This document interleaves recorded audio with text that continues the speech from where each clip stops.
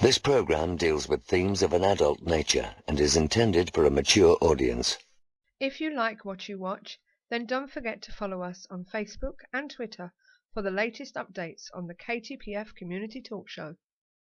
Remember to subscribe to our YouTube channel for our new weekly radio shows. To accompany the KTPF Community Talk Show, we now have our own free magazine to view online or download for free. Visit our website for more details. Also, the KTPF Community Talk Show is supported by Phenomenon Magazine and Beyond Parazine, available online now.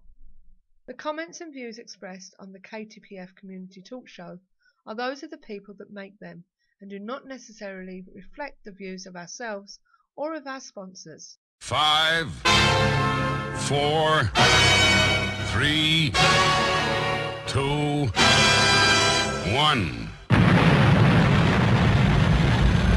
They've landed. You're in the right place. Online, on the web, and on air.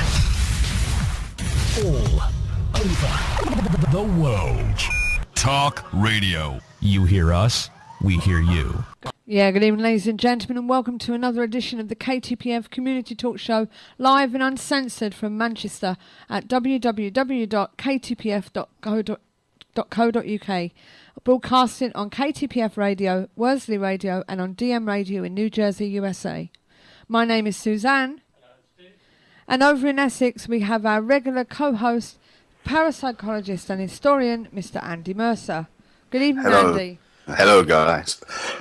Apologies, everybody, if I'm coughing and spluttering a bit. I just come down for a bloody cold, so I'm not feeling too wonderful. My nose is running like a leaky tap. So Too much information. And just to I say will that soldier again, on. I'm Steve. My mic wasn't on. Oh dear. Now, we're here keeping the paranormal friendly every Sunday at the moment, so pull up a chair and relax with us while we bring you a show full of the supernatural, the paranormal and other strange phenomena.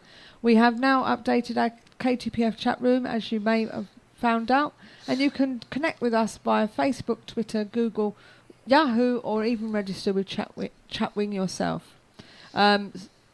Now, as always, we would like to start by acknowledging our listeners this evening and to remind you that if you have any questions for us or our guests, you too can get involved with tonight's show via our live interactive chat. Did we just lose Andy? No, we didn't. No, I'm silly. I heard that squiggly noise that normally means somebody's hung up. No, not me. You can call in our call line or by adding ktpf.paranormalshow to your Skype contacts, but please message us at the same time so we know that you are actually a listener.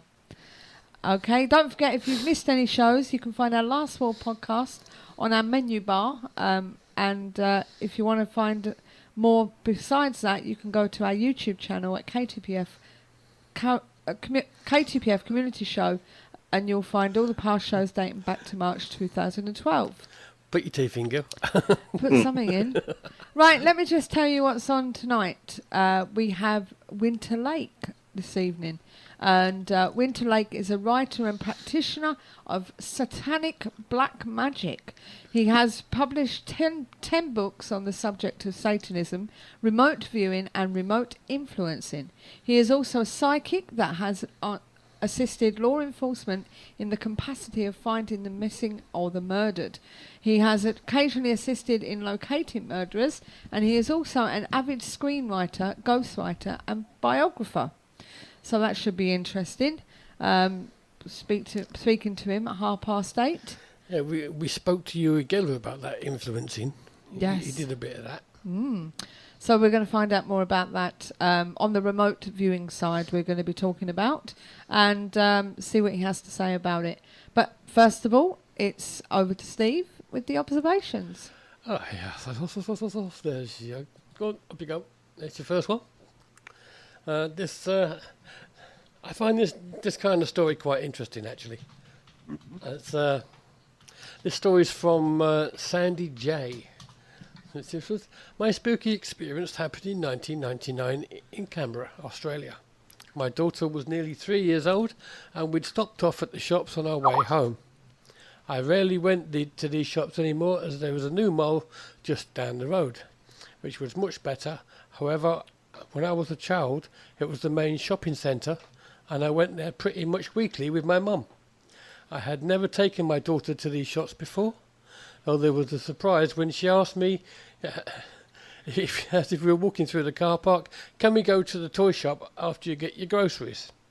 I explained that there wasn't a toy shop in this centre, but she was adamant that there was. I told her she had never been to these shops before, and she replied, hang on, it's got to bring the page up. And she replied, almost condescendingly, we used to always come here when you were a little girl. Well, that freaked me out a bit. Still, I thought she was just kidding around. But then she dragged me directly through the centre, down the stairs, round the corner, to exactly the shop that used to be a toy shop 20 years ago, when my mum used to take me there. Well, was this little girl a reincarnation of her grandmother? Or was her grandmother speaking through her? Or just coincidence? What do you think, guys? Oh, sounds weird, doesn't it? Very interesting. Often you say those kind of past life stuff is quite fascinating. Yeah.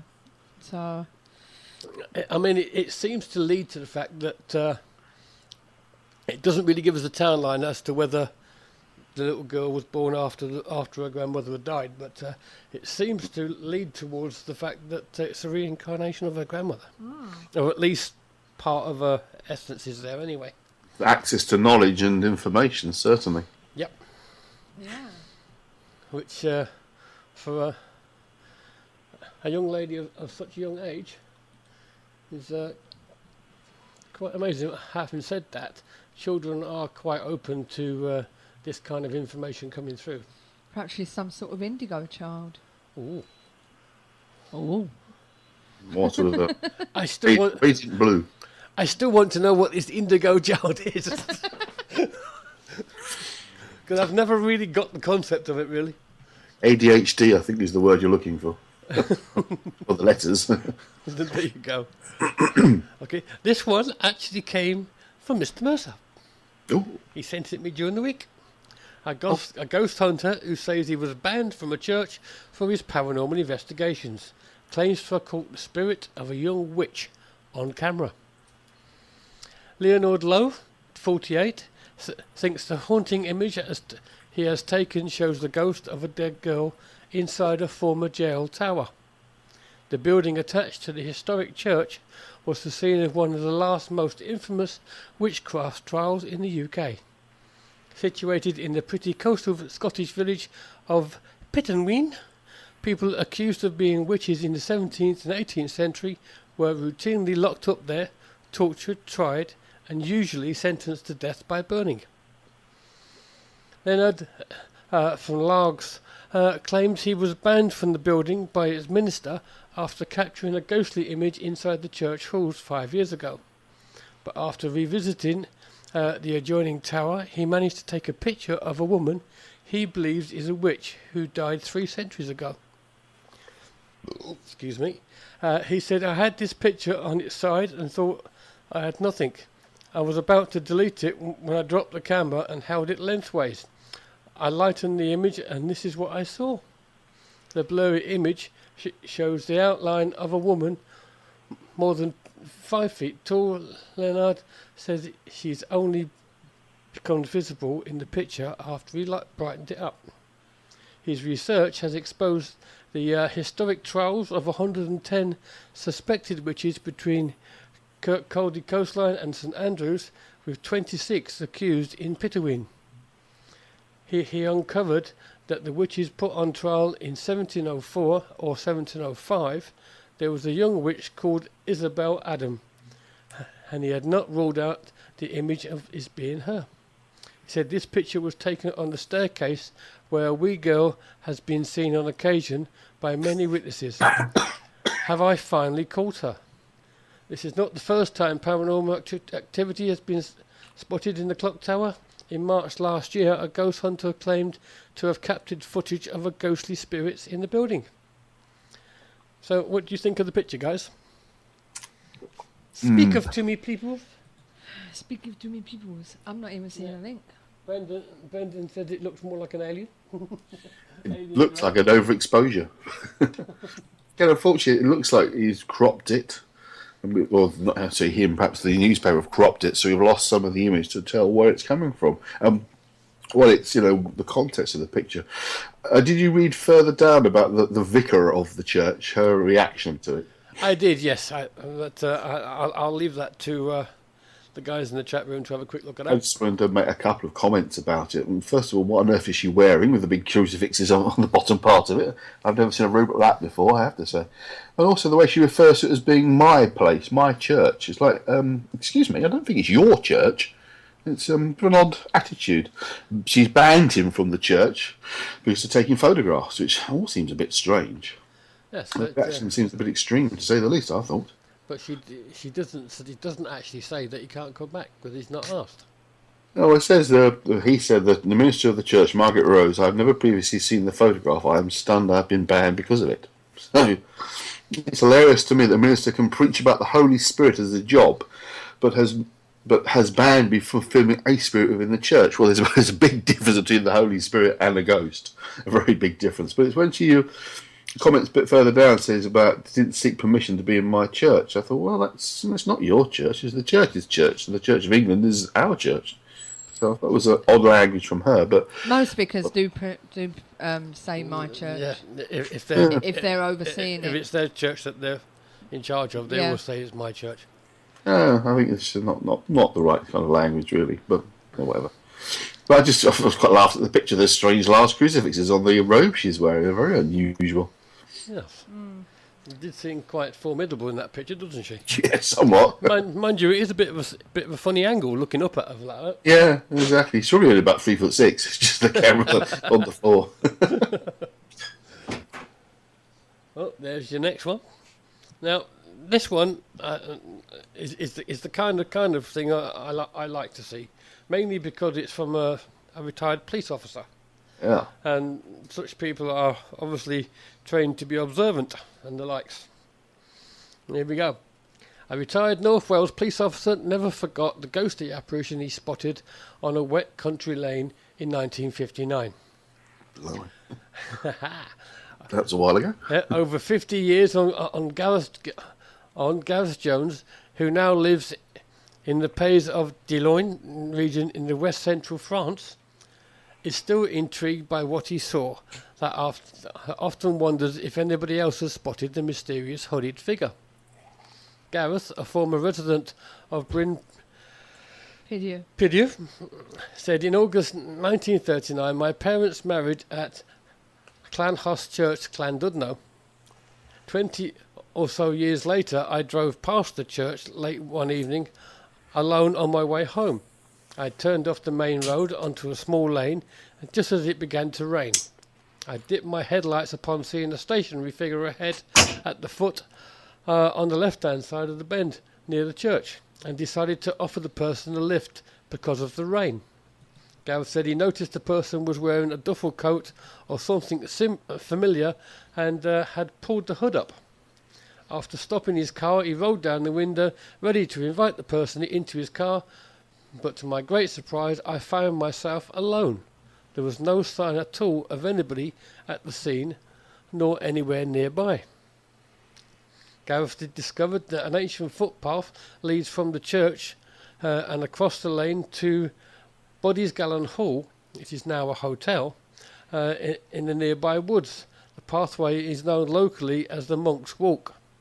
It goes without saying that the apparition was sufficiently real to cause me without hesitation to stop in order to offer the person a lift, and of course to shelter from the rain.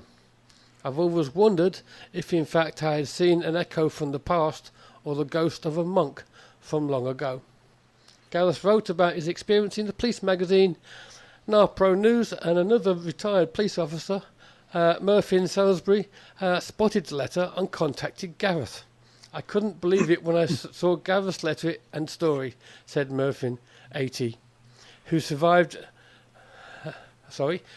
in the Cheshire Police Force. The same thing happened to my father in the 1930s. He told me the story when I was a lad, and I've never forgotten it. Murphy and his father used to walk on the footpaths and fields between Penn Hillside and Degnani, and he saw a hooded figure very close to the spot Gareth had seen one. So there you go. And I apologise if I pronounced any of them Welsh words wrong. So Okay. what do you think? It's obviously you've got one police officer and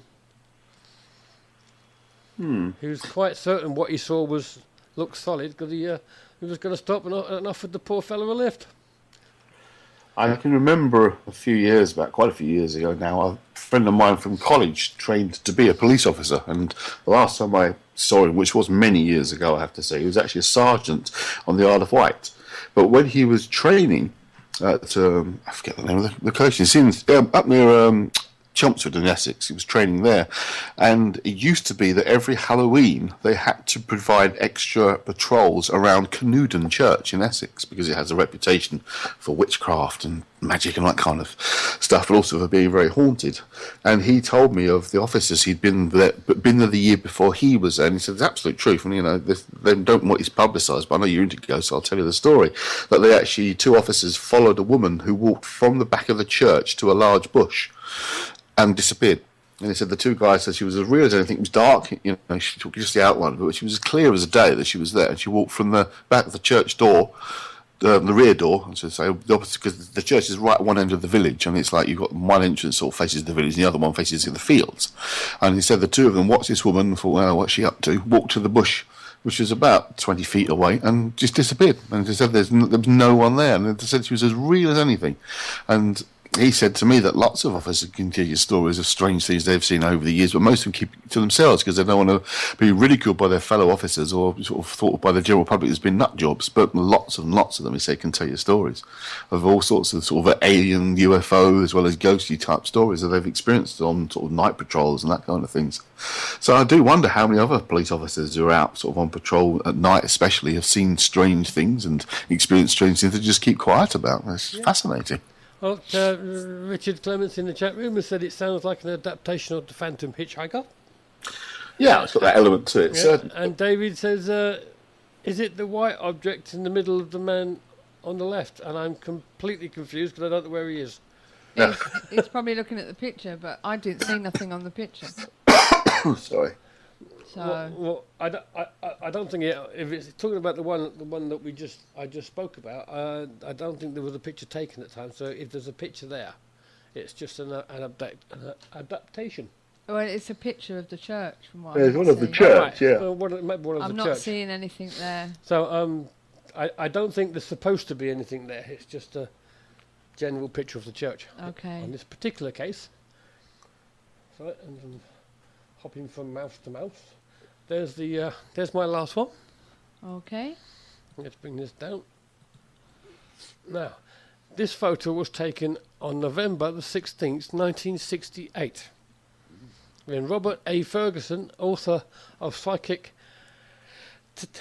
Telemetry, that's what I just said. Telemetry. Smart house. Telemetry. New Key to Health, Wealth and Perfect Living. Was giving a speech at a spiritualist convention in Los Angeles, California. Faintly appearing next to Ferguson is the figure that he later identified as his brother, Walter, who died in 1944 during World War II.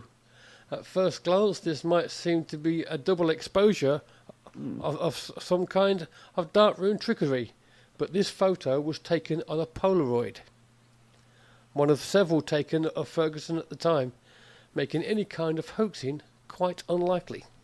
Well, Can't fake a Polaroid unless you've actually put a cardboard cutout there or something. Mm-hmm. So if it wasn't there, nobody saw it at the time, and the Polaroid got it, okay. then they got it.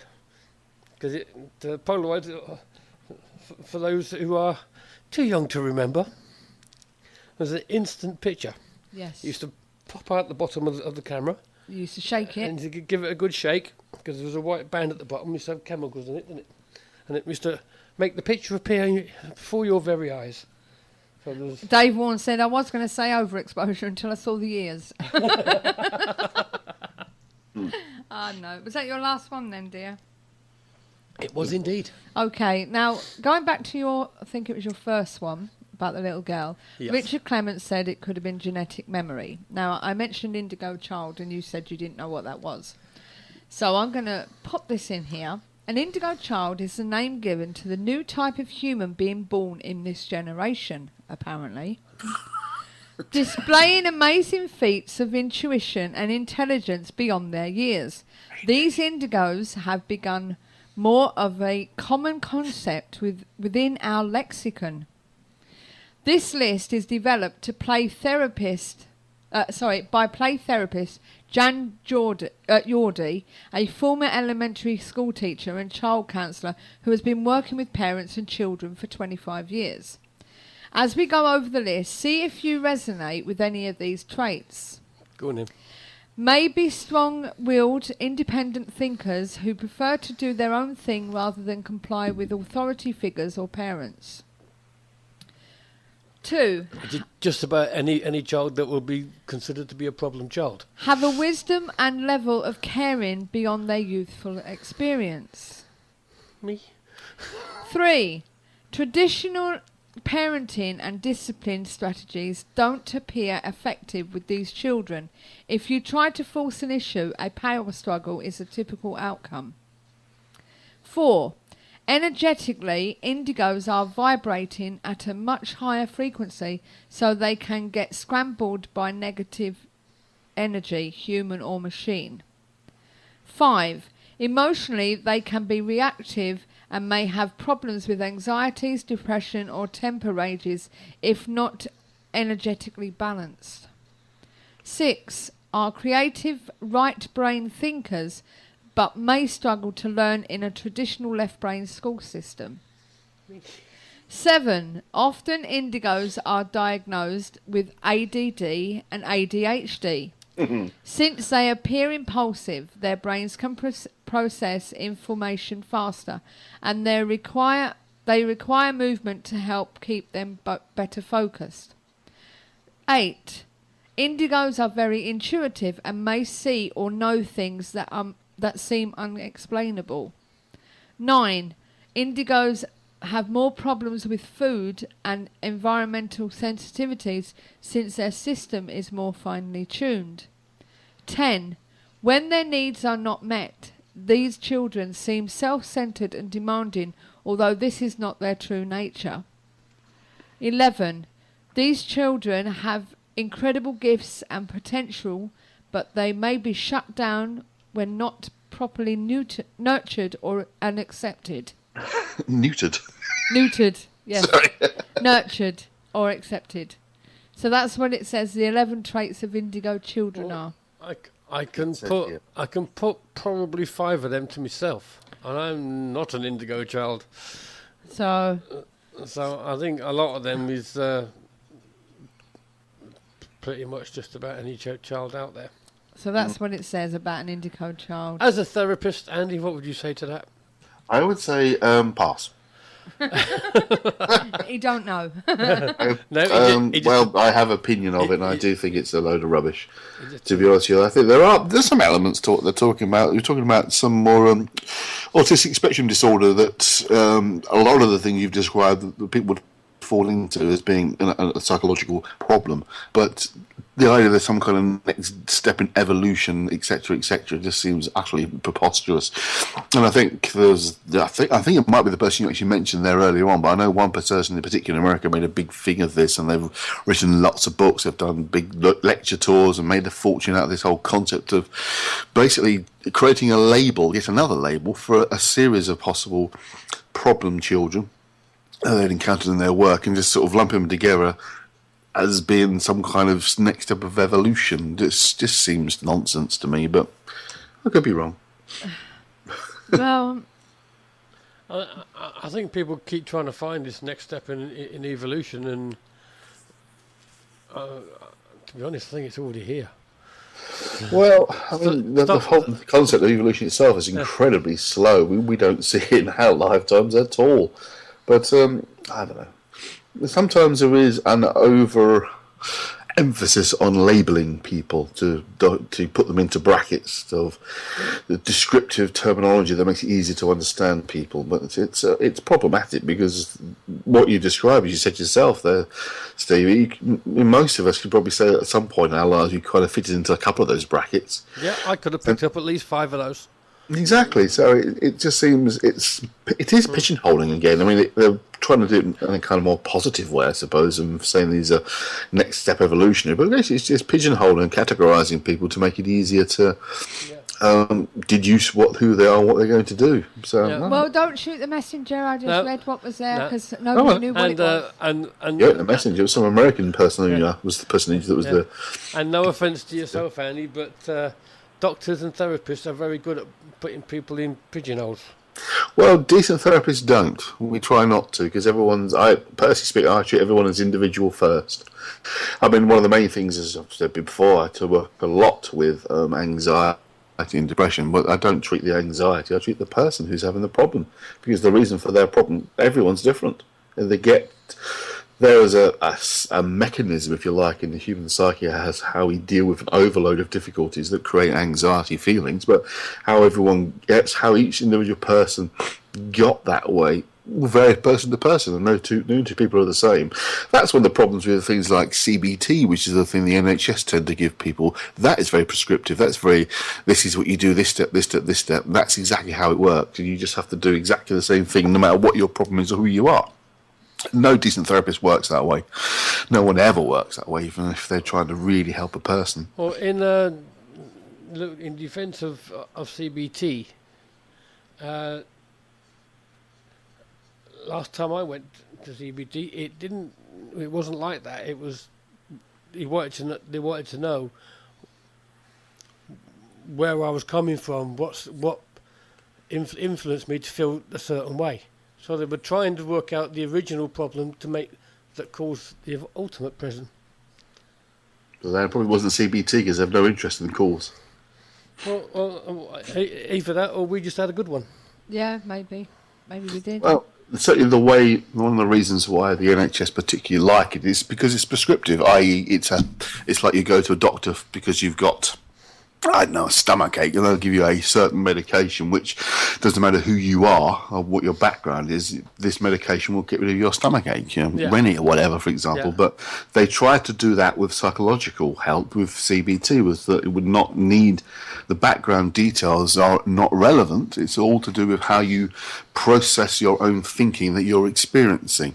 And I can tell you that the number of people I have had over the last few years especially who have had CBT from the NHS, and it either at best found it's done nothing for them, and not that uncommon, they're actually worse afterwards because it's not addressed at all the problem. It's trying to make them override their own problem without trying to deal with the problem. It's funny enough, I was talking to someone yesterday, we're talking about CBT, and because they work in a psychotherapy practice, they're a practice manager.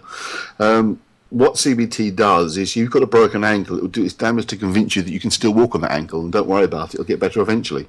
No. And basically, then you'll walk out because you believe and you've been told, yes, you can walk on this ankle. The fact it's broken, don't worry about that. You can walk on it, you just have to walk slightly differently and you'll be okay.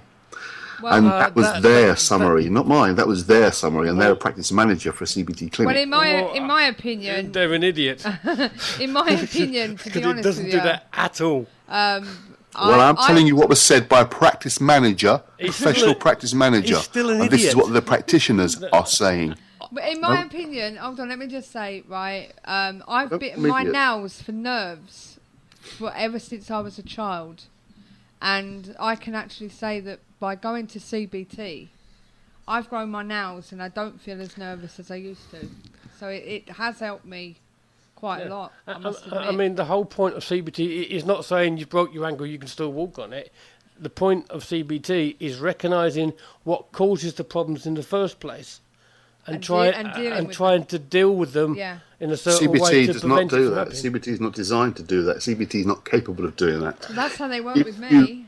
Well, it's not. See what I'm saying to you? You're not getting CBT then. You're not getting cognitive behaviour therapy. That is not what cognitive behaviour therapy does. That is what it was called. That's what it was called anyway. We better get our guest on anyway, because we've just gone over the hour past. Well, most senior clinicians will tell you CBT is nonsense. people to this hall. Find his name. I'm never any good at this, and I still won't be after 4 years. Oh, God. Where are we? There's probably an easier way to do this, and I can't find it. Just, if you know what it is, just put it in the search box. Add to call. Pop, pop, pop, pop, pop, pop. Right, we're just waiting for that to call, and hopefully we'll get a connection, and it will be a good connection. Hi, how are you? Hi, Winter. Good to hear you. And you, my love. How are you? I'm doing well. Good, How good, is good. England today? It's been nice and sunny where we are. That's rare. Not been a bad day. That's rare. It is rare.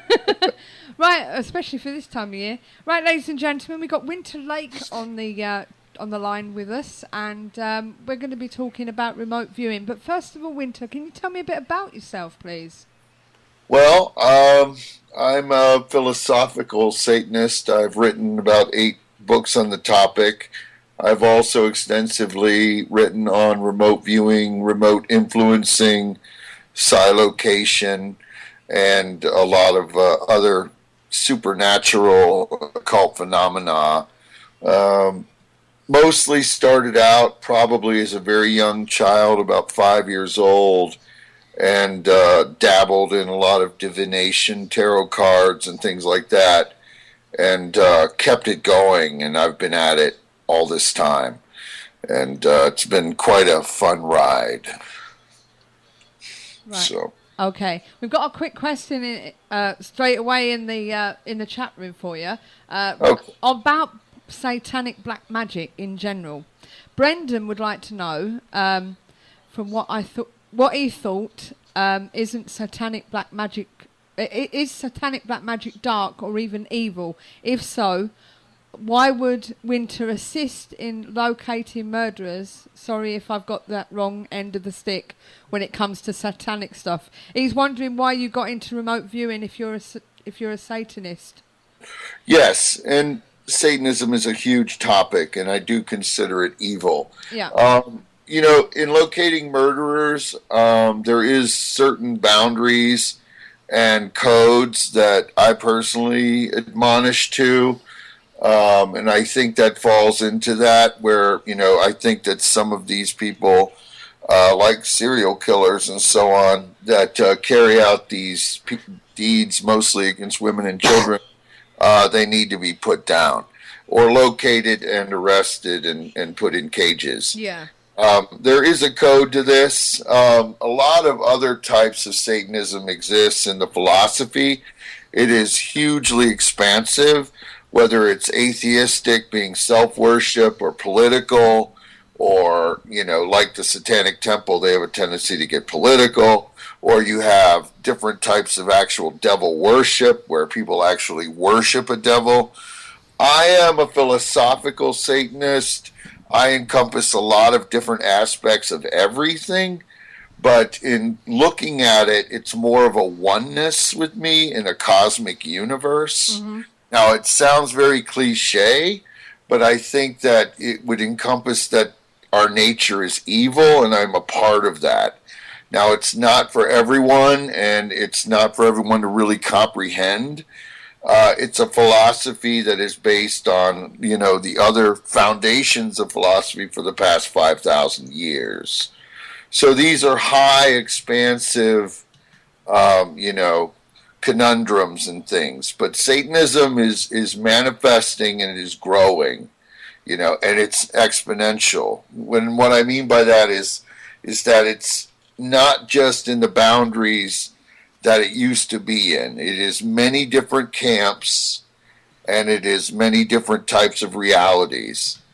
And there's a lot of new writing on it, and there's a lot of new authors studying it, and a lot of new philosophy on it.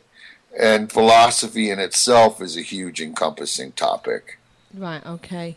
Now, we've been sent some questions in that we can use for you. And starting off with, what is SRI and what does it stand for? Well, Stanford Research Institute is a fundamental agency that was started in 1970s by two physicists, Putov and Targ. Very interesting men, physicists that also went on to study lasers and death rays and so on. Right. Their adventure began altruistically, I believe, but soon spun into a more, in my opinion, diabolical way of things to go. And I think it was more reflection of what the Soviet Union was doing in what is known as Department 8 at the time. So you would look at SRI as the American version of a psychic research institute as opposed to a Soviet born group known as Department 8. But Department 8 is a very hardcore, diabolical, kind of a psychic influencing organization. Okay. So what is remote viewing and what's it all about? Well, give you an example. There was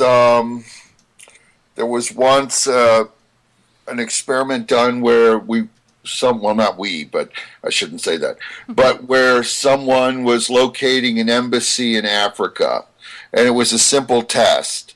And they were told it was an embassy, but really it ended up being a hardened facility where they were experimenting and studying, biometrics and doing biomanipulation and cellular stuff and all kinds of horrible things and tests and mutations and things. Yeah. A very similar thing. So how that works is your mind would be sent out. You send out your own vibration. This does not require a person's belief. You either have the ability to do it or you don't.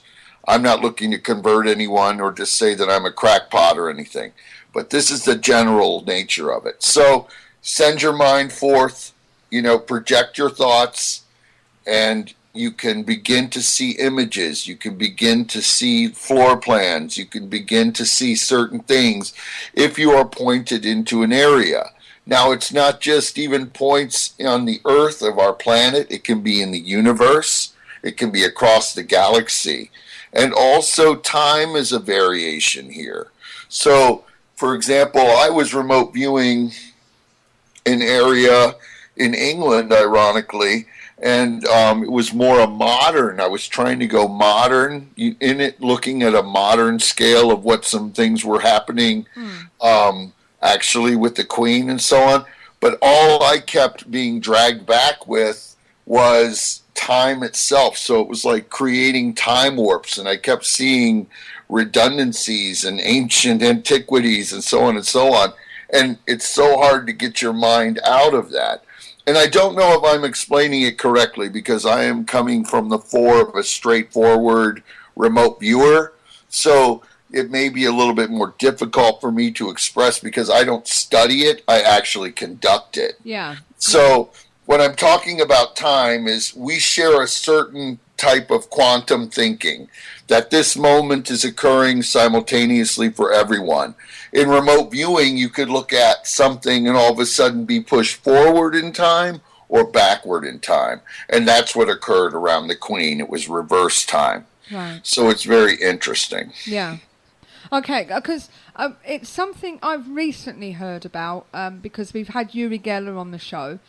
So we've heard Fascinating guy. Pardon? Fascinating guy. Yeah. So we've heard a bit about remote viewing, but the remote viewing that most of us have heard about is when it's a bit like psychometry and stuff like that. So it's obviously different to that. Yes, this is very different. For example, in Department 8, there was a woman I'll call Nina K. Well, she's known, her Kaliniga, or something, very odd last name even for Russian.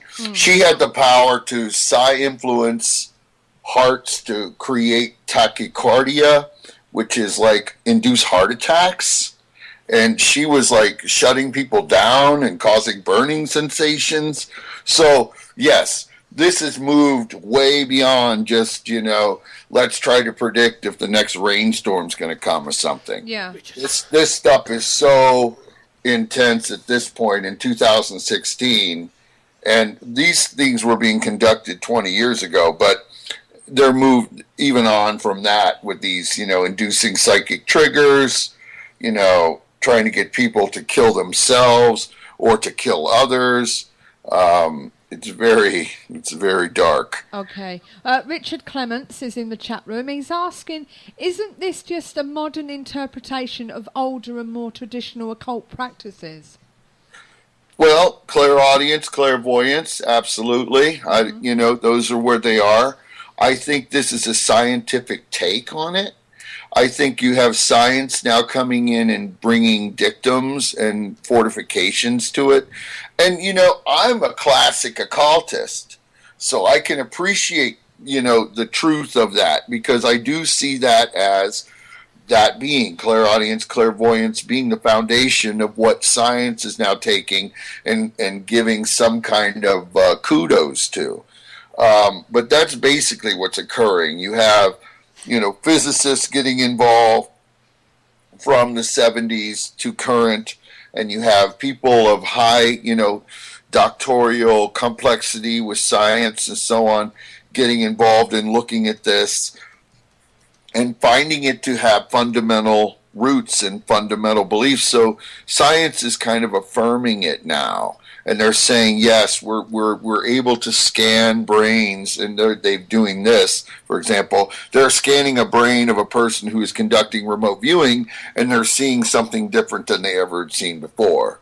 So yes, remote viewing, influencing, all of these things, black magic, all now just coming under a scientific radar.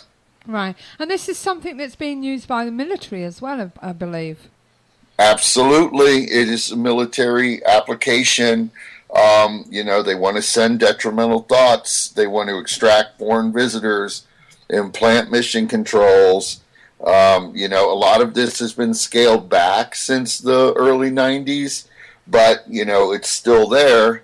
Geller, I'm sure, could talk about it. Ingo Swann, very involved in some of the manipulation.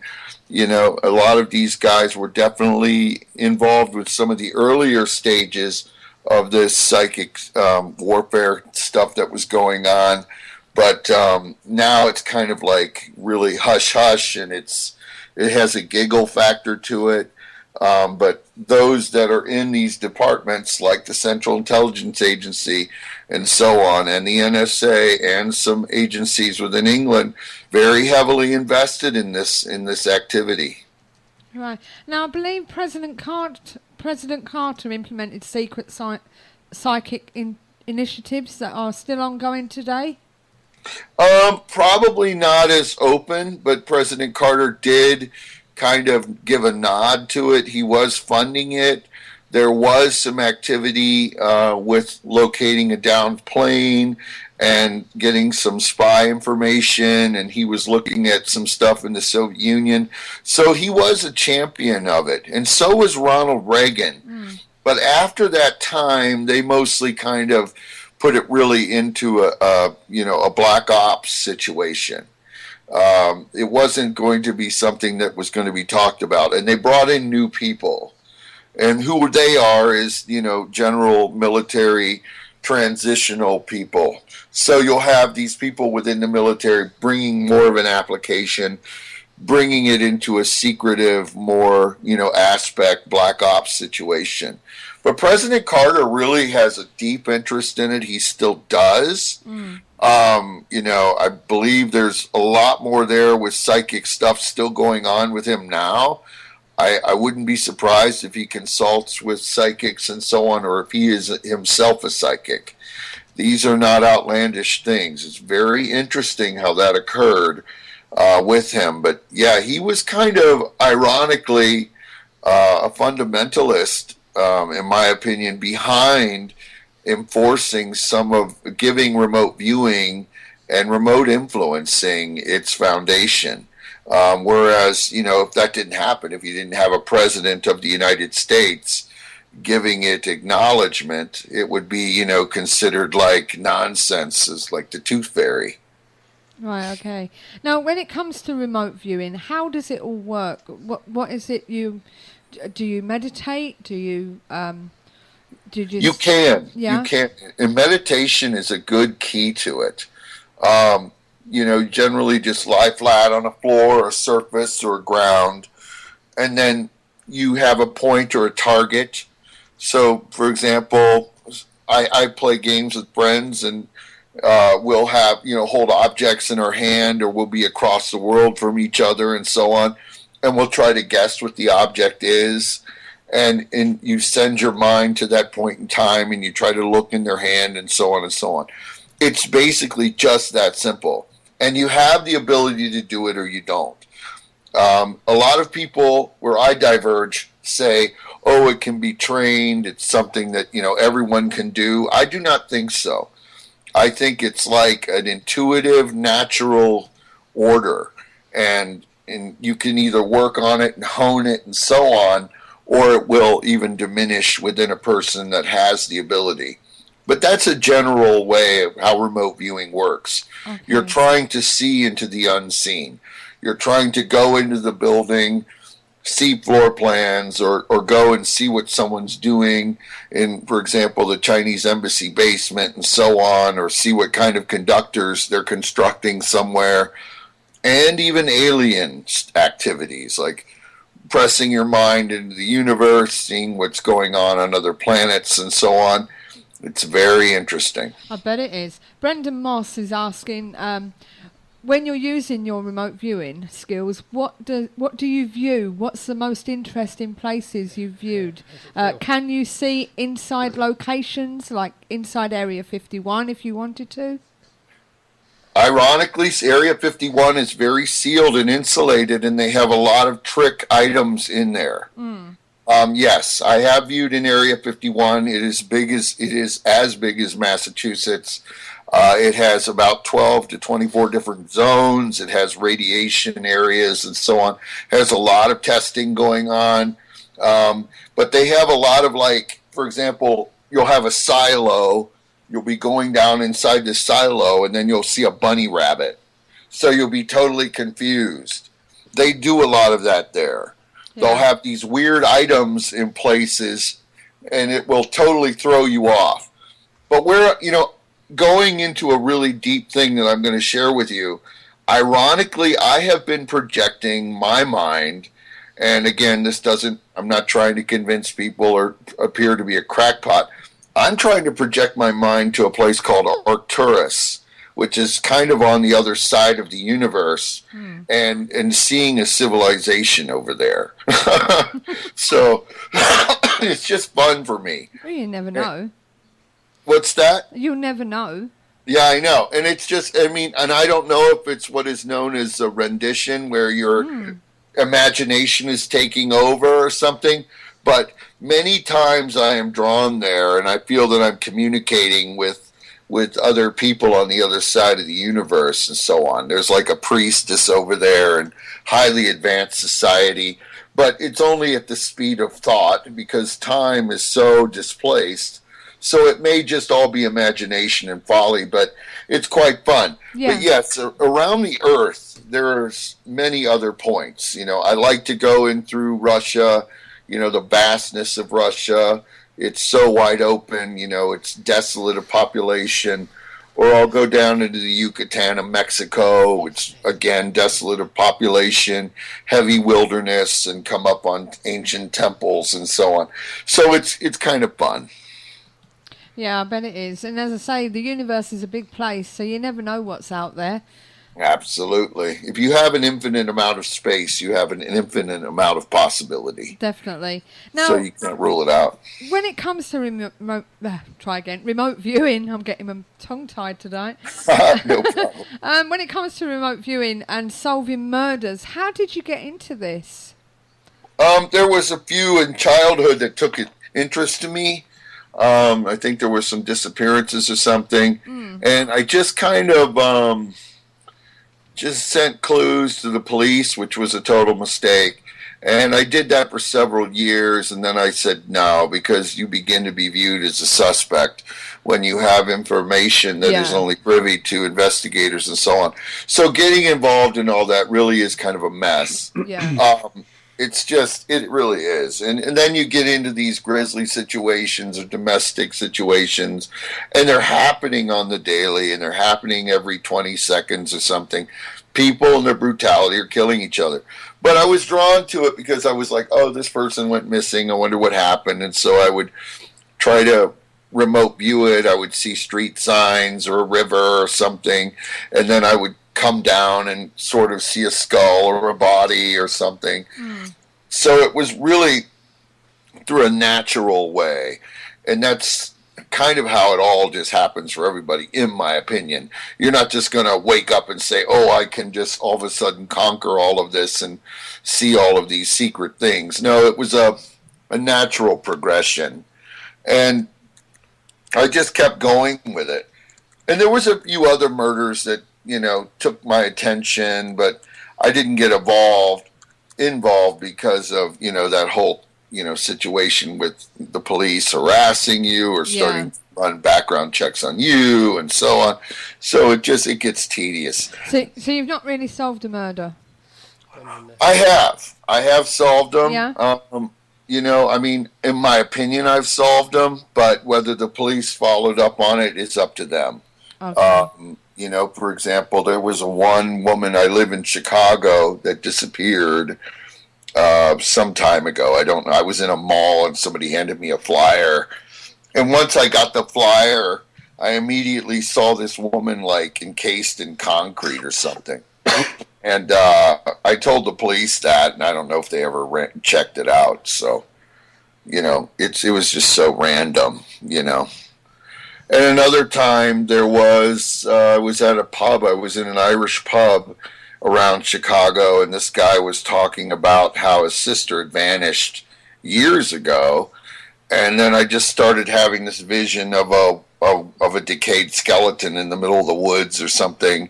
And I told him an area where it was, and then they went and found the skeleton of this person.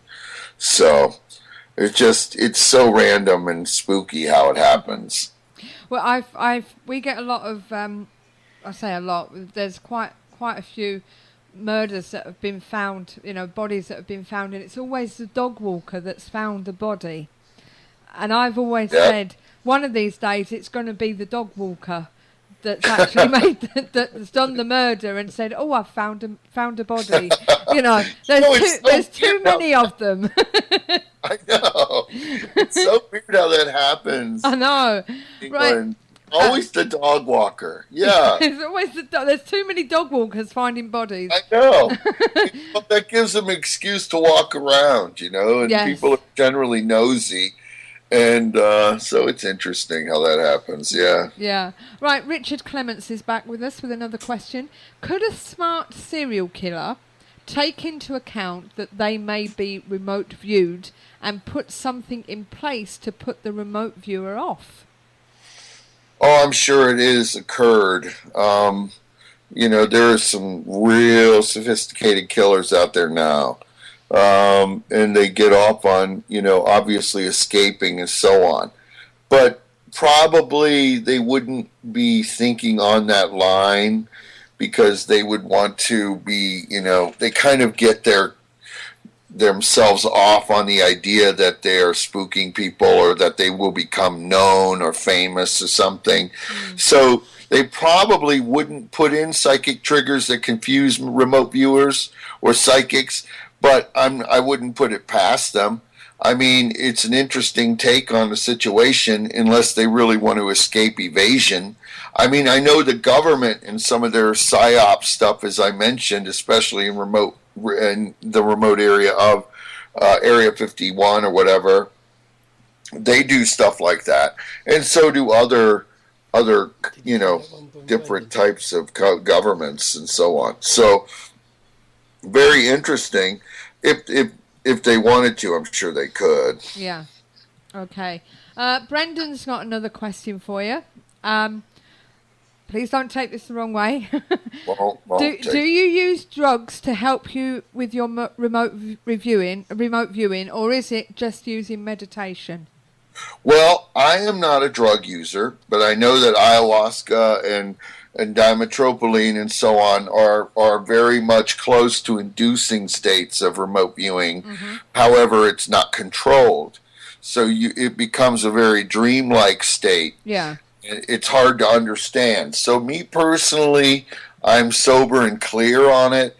I don't know why it is like that. It just works for me. But I know that some enhancements can take you a lot further. Aleister Crowley used a lot of different drugs in order to enhance his abilities and so on. And so do a lot of other psychics and occultists.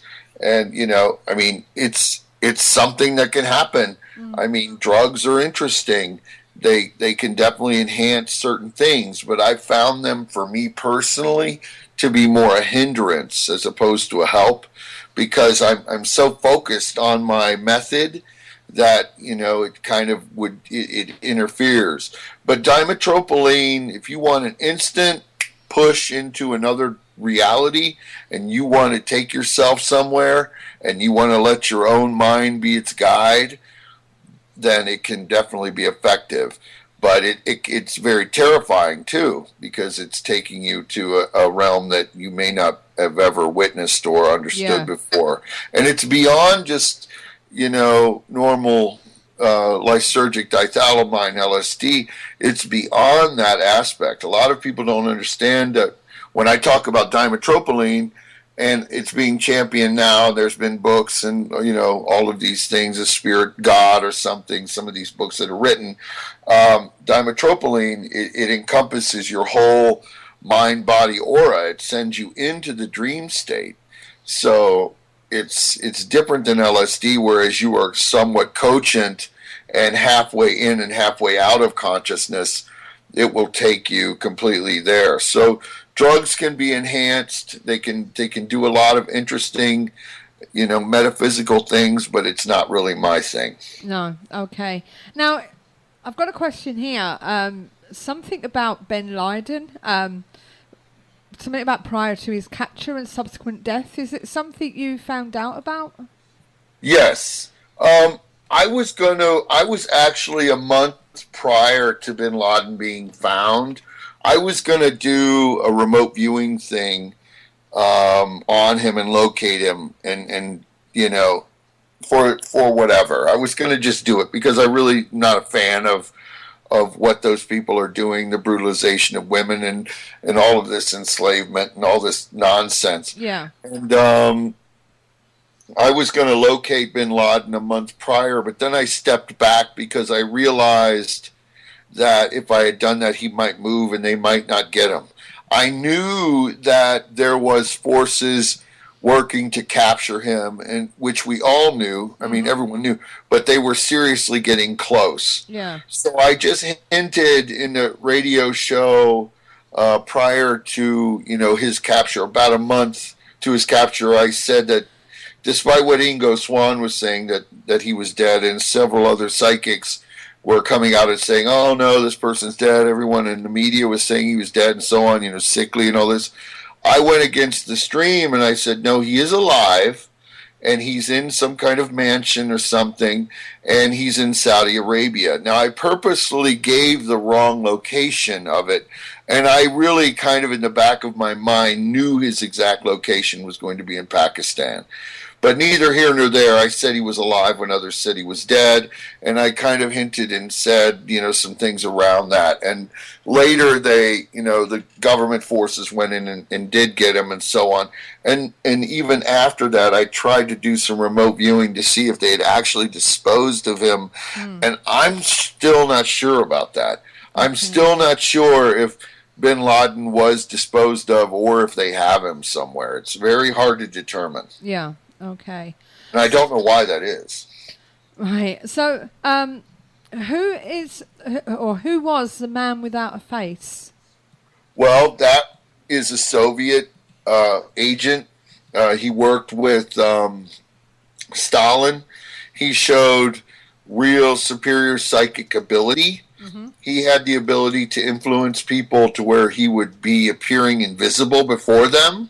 He could rob banks. He could influence them. For example, walking into a bank, telling a teller he would like $10,000. The teller would give him the money, and he would just walk out. He had just superior skills in psychic manipulation.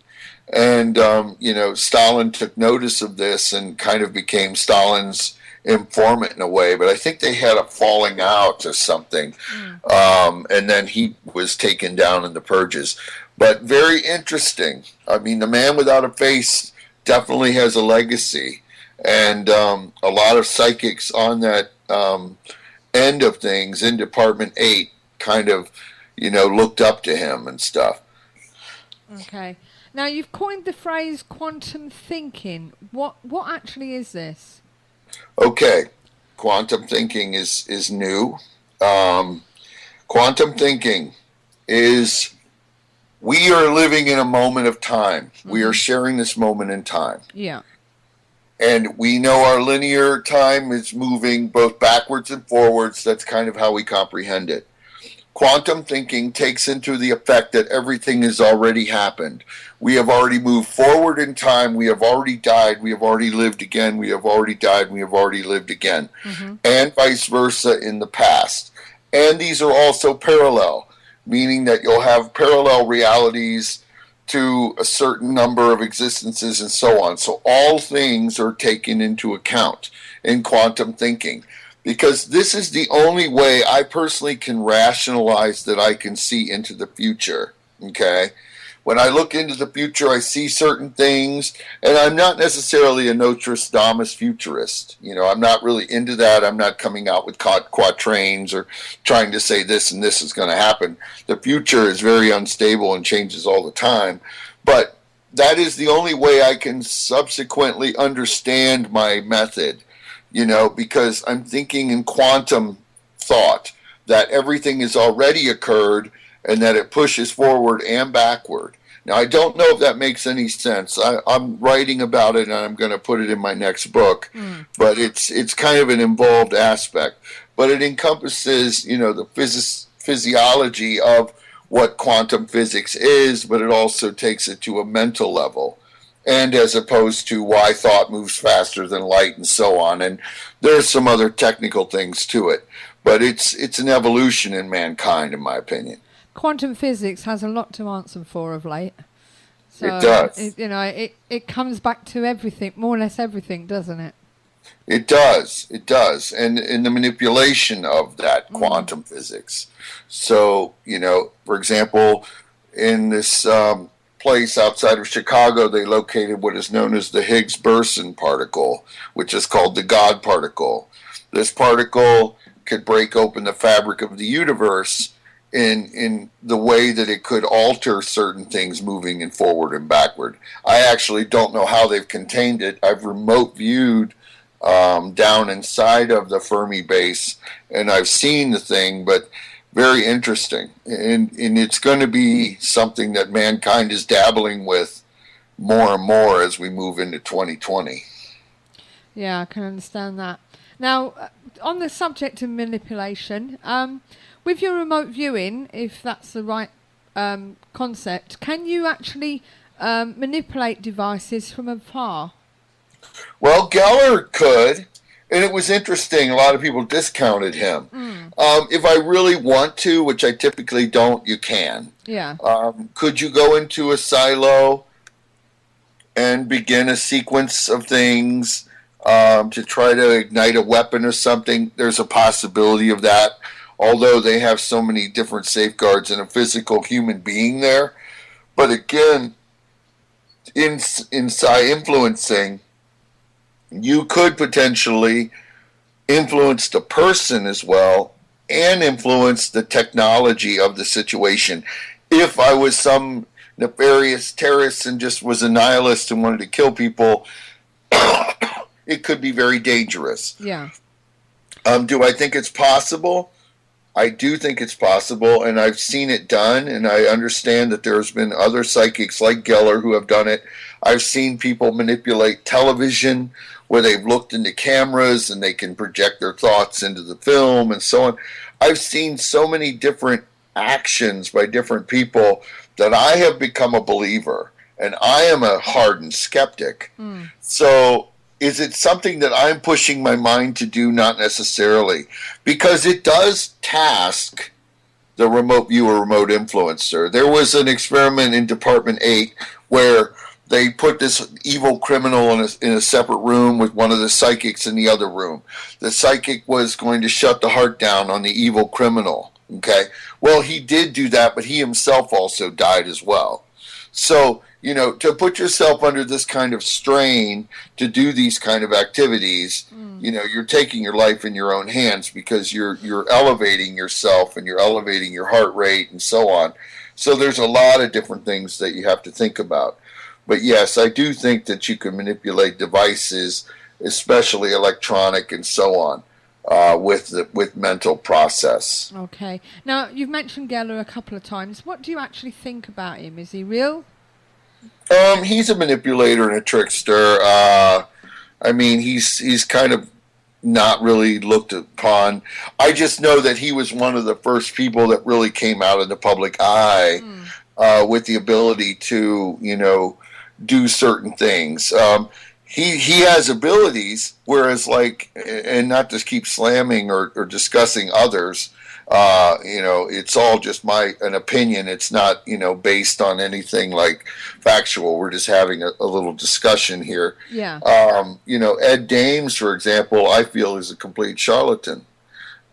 He never should have been a part of any kind of remote viewing thing. I've never seen any information that showed that anything Ed Dames ever did was cogent or reliable. Everything came back as negative. So, as opposed to Geller, who has some kind of issues or was working with Mossad, secret agencies, and so on, he at least has some attributable activities and actions, whereas you have this Ed Dames character who sells remote viewing classes or something for $1,000, and in my opinion, rips people off. Yeah. So. Okay.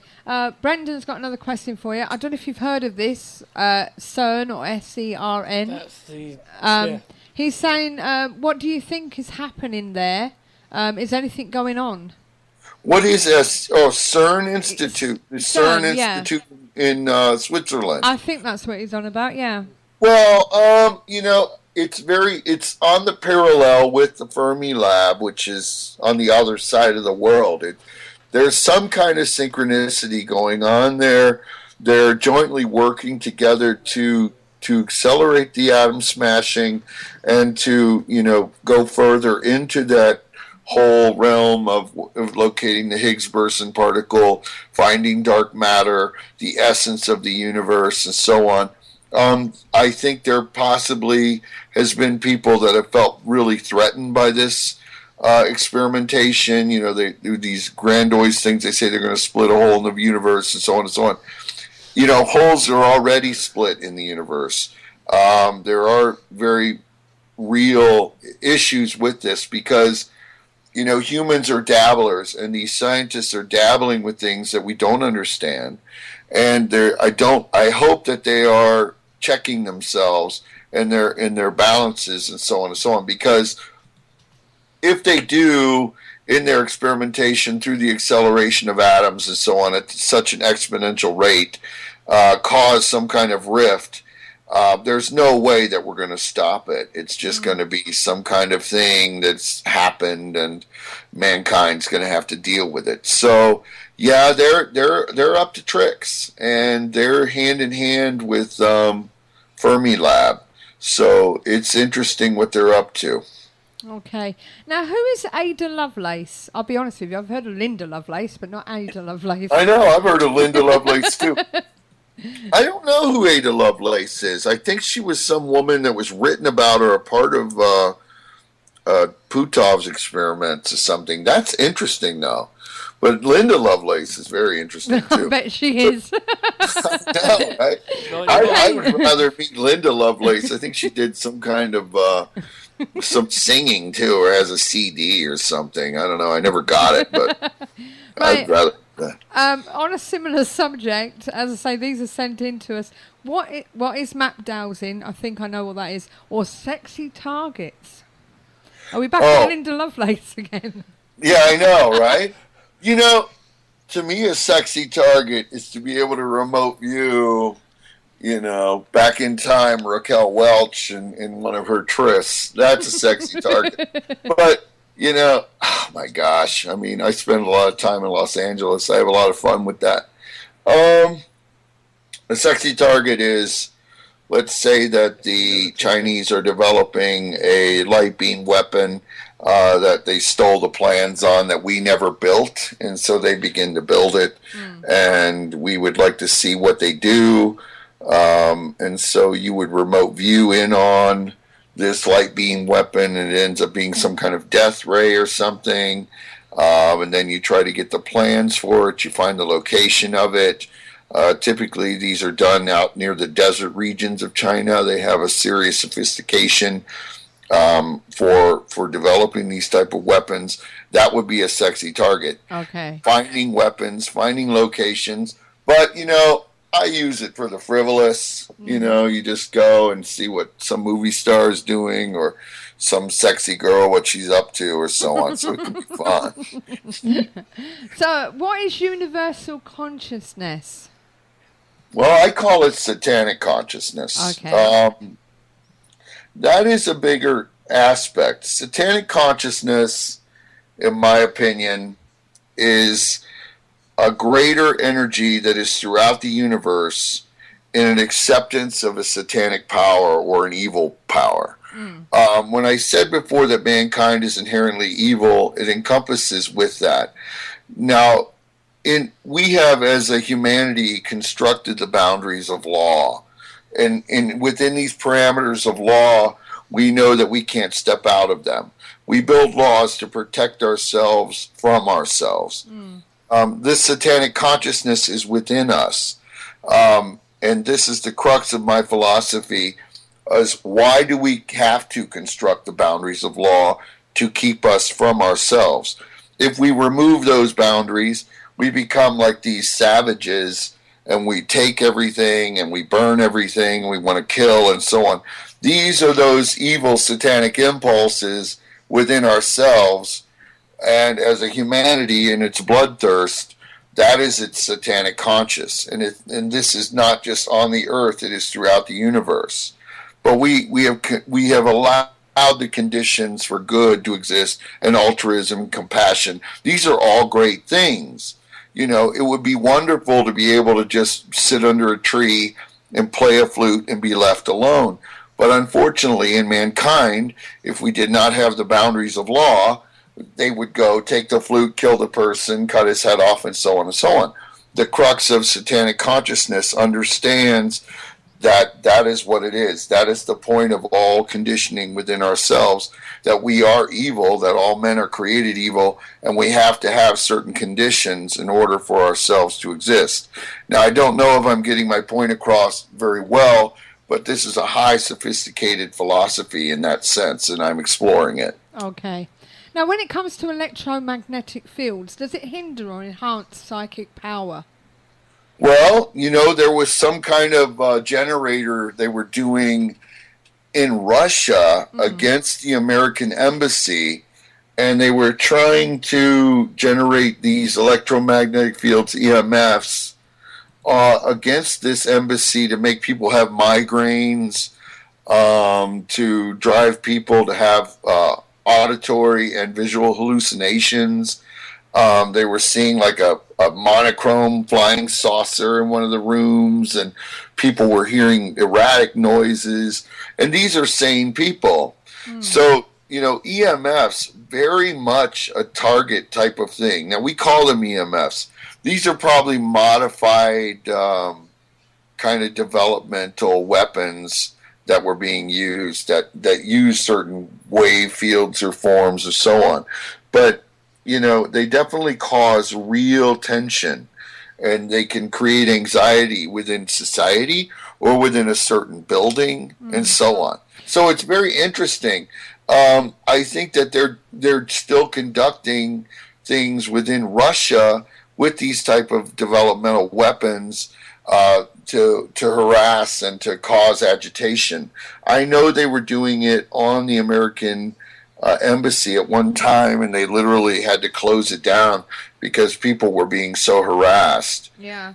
Yeah. I know that it can cause hallucinations, though, can't it? It can. You can begin to see, like, fantastical creatures or something. You'll see, like, flying bats in your room, or your paintings are moving and so on. That's when you're being either manipulated by, it could be either ghost activity, which runs along the same lines as EMFs, or an actual implementation of where scientific nihilists are going with it, like, where you have the Russians in Department 8 conducting these experiments to see how they can harass people or cause agitation and so on. So there's a whole science that is coming out, giving fortification to a lot of things and manipulating these things for their own ends. Okay. Now, we've talked about remote viewing, but what is remote influencing? How can you explain that? Well, remote influencing is pretty new, in my opinion. It's something that would be a golden egg to any black operative, and it's very simple in its trigger. Say you would abduct someone, and you would begin to induce certain things within their mind, or use barbitol or something, some serums, or there would be some drugs in use, and you could technically even create an assassin of this person. You could psychologically manipulate this person to do your whims. For example, let's just say we have an assassin that wanted to kill Kennedy or something, so we captured him, and then we put in these triggers, and all of a sudden he became this perfect killer. Psychic influencing can do a lot of other things like that. It can make people kill themselves. There was an experiment where they wanted someone to feel depressed and just hopeless and jump out a window or jump out in front of a rail train and so on. So you can definitely use it for nefarious ends. Are you talking about telepathic influencing now? Well, it's psychic, and it would be telepathic, and again, you would have to have some belief in telepathy. I do believe in telepathy. Even animals have telepathy, because they're psychically linking in. So in psychic influencing, if you are, say you have some kind of enemy or nefarious intention of a black operative or something, they want to induce some kind of issue. So they would, make that person feel like they're just hopeless and jump off that bridge or whatever. And that's kind of how it works. But there's other things, as we touched on, trying to actually manipulate physical things like electronics and so on, which is another golden egg for any kind of black operatives. Because they want to, if they could just press buttons and down some crafts or something, that would really, avoid a lot of issues, and the blame would never be found. Right. Now, during your remote viewing, have you picked up anything concerning the nuclear war? Well, I have, and it's disturbing. And typically after having them, me personally, I'll have a series of dreams about it, constantly reliving it, seeing it over and over. I do think nuclear war is inevitable. It's unfortunate that it is, but I think that sooner or later there is going to begin action, reaction, and desolation of mankind in a type 1 situation. Our civilization might be brought to a halt or at least destroyed, and then maybe from there we will evolve if we can even survive. But yes, nuclear war, I think, possibly has been averted several times already. I think it was averted in the 90s. I think it was averted actually in the 50s. I think it was averted several times. I think there's a marker coming up on 2020 where we might potentially have some kind of nuclear conflict. Let's hope that this too is averted. These things are happening because we have the weapons of destruction. You'll have a nihilist or individuals who always ever seek it as their opportunity to send their message, but they don't realize the scope. Nuclear war cannot happen, because if it does, it will just wipe out everything. Obviously we all know this as normal, cogent, sane human beings. But there are people out there who are not, who want to shove their beliefs down your throat. They want to take and destroy. And if they get it, which is something they're ever seeking after, we're going to have action-reaction. The issue is right now, we have Korea. I think that if the nuclear war is started, it will come from there. Right, okay. And action-reaction, you'll have China engaging, and then you'll have different Israeli issues engaging, and then we'll have Palestinian issues engaging, India engaging, and we don't ever really want that. But once one or two goes off, vendettas are going to play out, and I don't even know how the systems are going to react.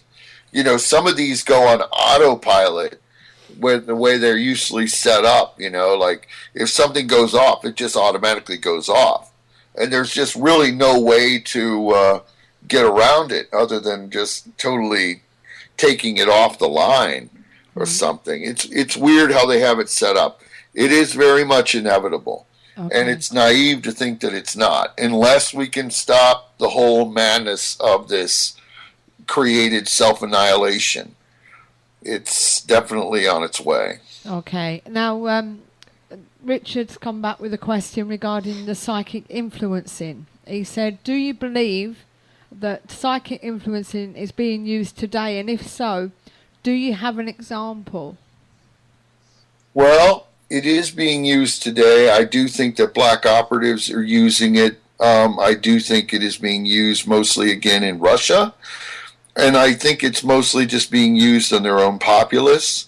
I don't see it as anything more than that right now. I don't see it as anyone targeting each other or their presidents or something, which is very possible to do. But, we have checks and balances in place that if certain things are identified, certain people begin to act erratic, that they are, taken off the line and so on. But yeah, it's happening mostly in the ex-Soviet Union, in Russia, and that exploration and so on. China would love to do it, but they don't have the know-how. Japan used to dabble in it, but they have no more interest in it. They're more into building robots and so on. Right. Okay. With the way the governments are going at the moment, what do you think the future has in store for us, for humanity? Well, the politics of our situation is actually pretty level-headed right now. It would be wonderful if it could stay this way. Unfortunately, it won't. There's a lot of tumultuous stuff, by Donald Trump and so on, and his ego is an issue. I would foresee that Donald Trump will not be the president. That would help things. And I do foresee that Hillary Clinton might be put in power and things might be able to progress normally. However, there is a decent chance that Donald Trump will get in power. If he does get in power, I think things will be much more reversed. Okay. And I think that there is potential that heightens our, issues with that throughout the world. China is currently in a state of collapse. They are overblown, and they're starting to overheat. And I think that the people eventually, probably over the next 4 years, are going to want more freedom. And I think that's going to affect a lot of things in the world, because you have 1.5 billion people in a very small area. So there are tensions in our global scale due to overpopulation. And once you have that, it's kind of like this theory of man deprived as beast. So you have so much pressure on the system, so many people trying to survive, that you do kind of have a perfect storm that is evolving as things begin to run out. You know, people aren't going to have what they want. They're not going to have everything you'd ever want at the grocery store in a couple of years and so on. And it's already starting to happen throughout the world. There's certain things that are running out, and, you know, you can't get everything. And it's really odd how it's occurring, but the subtleties of it are very population driven.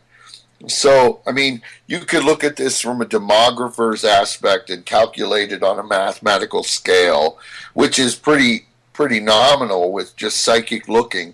But psychically, things aren't going to be going so well. Right now, they're okay, but probably by 2020, there's going to be some tensions and some issues that could erupt into some cataclysms. Okay. So how do you use your remote viewing now and your remote influencing, if you use that? But how do you use it now? I just really, I like to watch girls and all that kind of stuff. I'm serious. I just have some fun with it. I mean, I'm kind of set up, you know.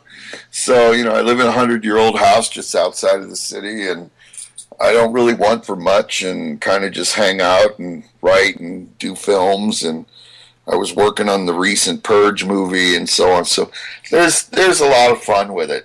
Remote viewing, I don't really get involved in anything that could be nefarious. I have no interest in you know, spying for someone or to get involved in some kind of triangulation of issues or some kind of central intelligence agency things. You know, I've worked with these types before. I have been approached, and I have myself approached them. Yeah. But right now, it's not where I'm at in the world. I just want to relax. Yeah. And just kind of travel and have a little fun and stuff like that. Now, that may sound really simplistic, but, you know, I've had a really good run, and I'm kind of having a lot more fun with things. Yeah. You know, because, you know, once you get involved in this kind of thing, you know, normally you can't get out. I kind of got out. You know what I mean? And it's, you know, once they, you know, what is the end of it? You end up either shot or someone down the road comes and gets you. Yeah. You know, like, look what they did to that one agent who was, who had some kind of thing going on in Britain, and they killed him with some kind of nuclear pellet or something. Yeah. Do you remember this? Yeah. You know, I mean, who wants to end up like that, you know? Well, this is it. So what do you do now? What do you focus on now, apart from relaxing? You've got your website, haven't you, Winter? Right. I do a lot of work with people. I do a lot of readings. You know, I do cast curses. I take curses off of people. I do believe in magic and combined with psychic work and so on. My magic is real. 90% of this is fraud, however. Most people I encounter are fake and so on, but that's okay. I'm just an ardent skeptic. I do a lot of that, and I'm doing a lot of writing on the subject of philosophical Satanism, and I'm writing a lot of screenplays and films, and which I really enjoy, and I've got some great ones going, and ever seeking funding like any other, you know, filmmaker or whatever, and just generally doing those things. I'm not really, you know, getting involved in anything too heavy. No, right, okay. So if anyone wants to find out more about what you do and everything, what is your website address? It's winterlake.com, but it's Laake, the Nordic spelling of lake. So winterlake.com, you can reach me there, and you can send me an email. I reply to everybody. I'm kind of like the guy who used to own Apple. I like to interact with people. I enjoy chatting with people, and you know, I'm a social person. I'm not like one of these recluse, egomaniac type satanic people that are a dime a dozen. Okay. Well, it's been great talking to you, Winter, and I wish you every success in what you do. And you know, take care, and thanks for giving us your time. Well, thank you, and you have a good day too. Thank you. Bye-bye. Bye. Well, that was Winter. I assume he's gone. Have I disconnected? I think I have. It appears to be on screen, yeah. Does it?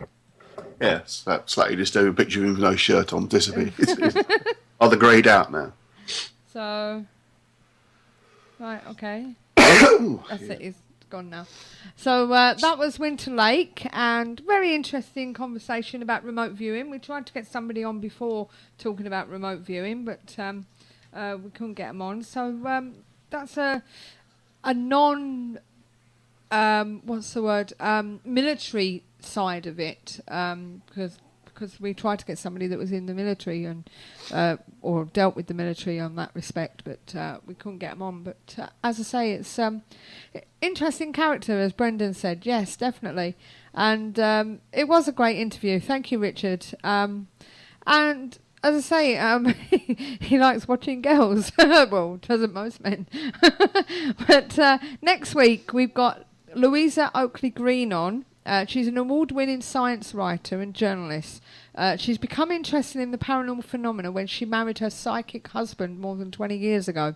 Her recent published book, Sightseeing in the Undiscovered Country, Tales Retold by a Psychic Bystander, which is what she calls herself, a bystander, recounts more than 102 paranormal stories from everyday people. She's at University of South Carolina, doing a journalism graduate, and she's also studied the science for medical writing in New Jersey and traditional astrology in London. She previously published one other book, Loitering at the Gate of Eternity, Memoirs of a Psychic Bystander. Her work and interests maintain a curiosity-inspired balance between science and mysticism. So we'll be speaking to her next week, seeing what she's got for us. So, how's your cough, Andy? I can't speak for coughing. That's why I said to the thing I cut my mic off, because I kept bursting into coughs. I gathered that. Stage of cold, yeah, where it's like your throat just clams up.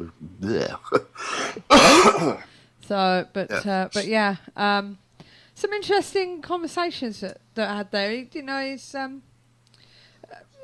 some good questions from the chat room as well. So thank you for that.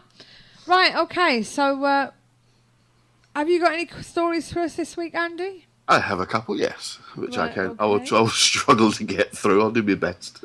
Okay. Well, just before you do, just to let everybody know that on April the 2nd and 3rd at the Rixton with Glazebrook Community Hall in Warrington, there is the Weird Weekend North. It's the first one that they're having up here, and if you're interested in ghosts, Fortean fairies, folklore, cryptozoology and other fascinating stuff, why don't you nip along to the website, which I'll put on the chat room for you, so you can acquire your tickets if you would like to go. It's £15 for the day and £20 for the 2 days. It's at Glen Vaudrey, that's Vaudrey, .wix.com/weird-weekend-north, and you can find out more about that and see what you can find, and maybe we'll see you there, because we're going to be doing some filming while we're up there, if I get the chance. So Richard said you should suck on a fisherman's friend, Andy. I don't know how to take that. No thanks. Talking about Linda Lovelace, so you're going to take that the wrong way. Further than that, thank you very much. Now, sad news for Richard, I'm afraid, but as you may know, on the 21st of March, the KTPF Community Talk Show will be celebrating its 4th year, and therefore we've decided to take a break. So we're going to be taking the whole of April off, because we've got some decorating to do with the office, and then when we come back in May, we'll be going every 3rd Sunday of the month through the summer period.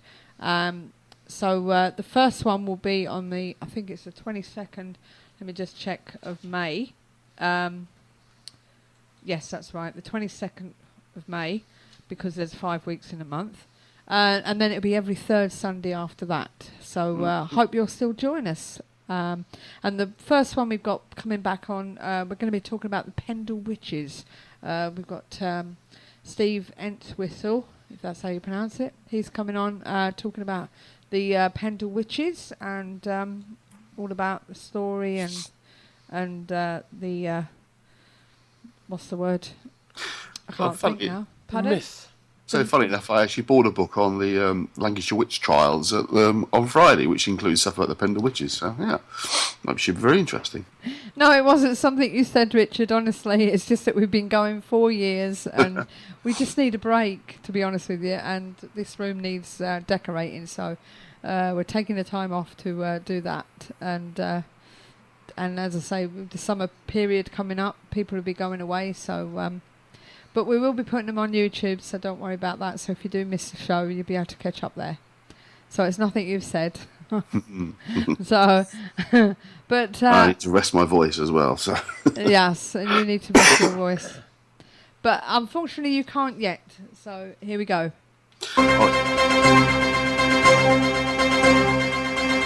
Andy's Mysteries and Conspiracy Files. Okay, well, this is my first one. Steve also spotted this one and sent it to me as a message on Messenger.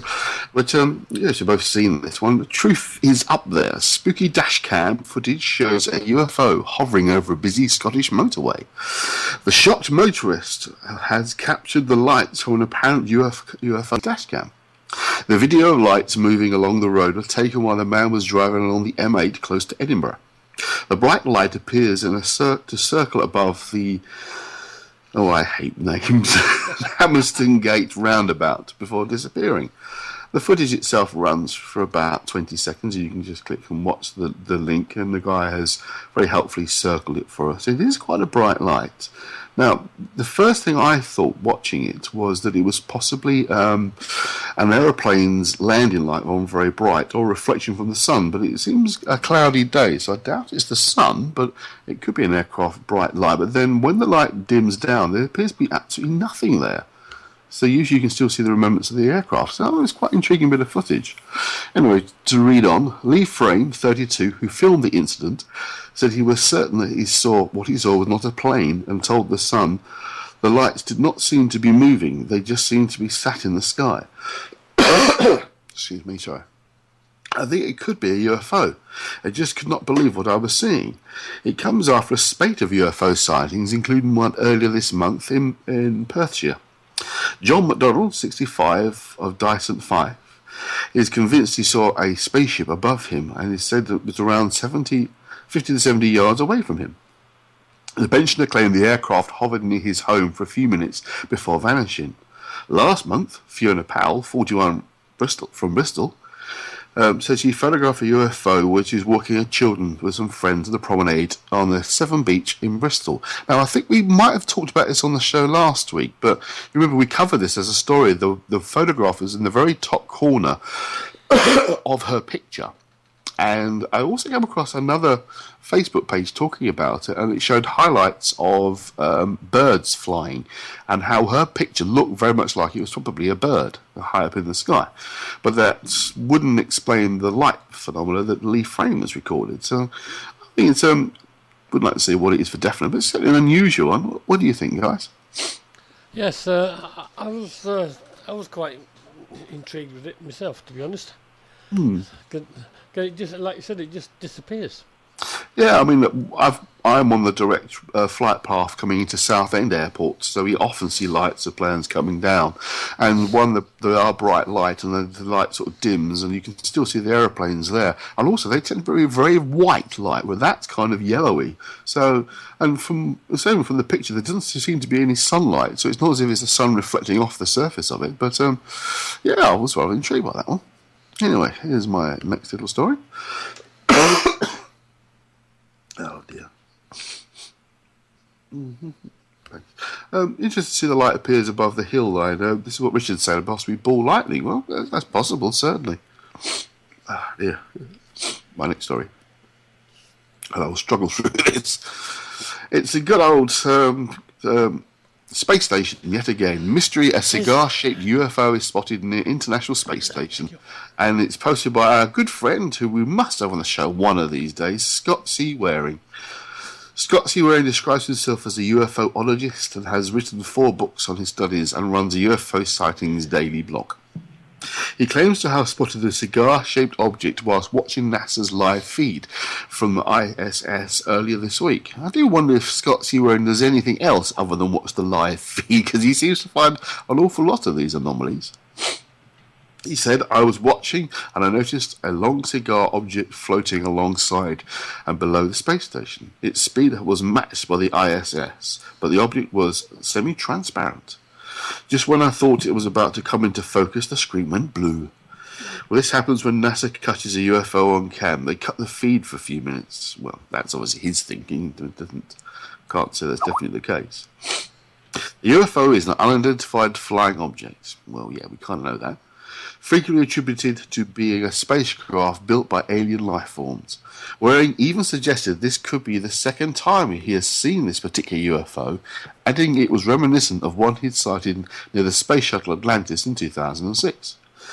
NASA at the time rejected his sighting. Well, that's not really surprising, they do tend to, claiming the object was a space debris from the shuttle, but Waring maintains it was a UFO. Which, I suppose, technically speaking, he's correct. It is. It's not identified. We're not definitely sure what it is, but it's interesting how often Mr. Waring seems to either he finds the imagery or people send them to him and he publicises them. And I do wonder if he does anything else other than watch the ISS, International Space Feed. But what do you think of it? It's only really the one brief image. There's no footage of video-wise, but debris perhaps or something else. What do you think? Hard to say. Would it just been a static image like that? Because you're not seeing any movement or it's not rolling or anything. It's just there. So, that's it. There's no real sense of size or scale, is there, to really give us an idea of what it might be. But if you're saying it was moving the same way as the ISS, it suggests it might have some connection to the ISS, whether it's a physical object or some camera anomaly. Yeah, I mean, if it was close to the ISS, and I'm not sure this would happen, but would the ISS have its own gravity? I really wouldn't know if you'll see that. I wouldn't have thought so. With it doing what it's doing, because it's... But I don't know. I mean, I can't talk. I'm struggling tonight. I really am. I don't know. I wouldn't have thought so. I can only imagine that if it's anything at all, it just happens to be more likely to be a camera anomaly, I think, rather than a physical object. But who knows? I mean, it's very interesting. I mean, depending on how long it was there, it could just be a bit of dirt on the lens. That's it. There's no real way of knowing. It could be there for seconds. It could have been there for minutes.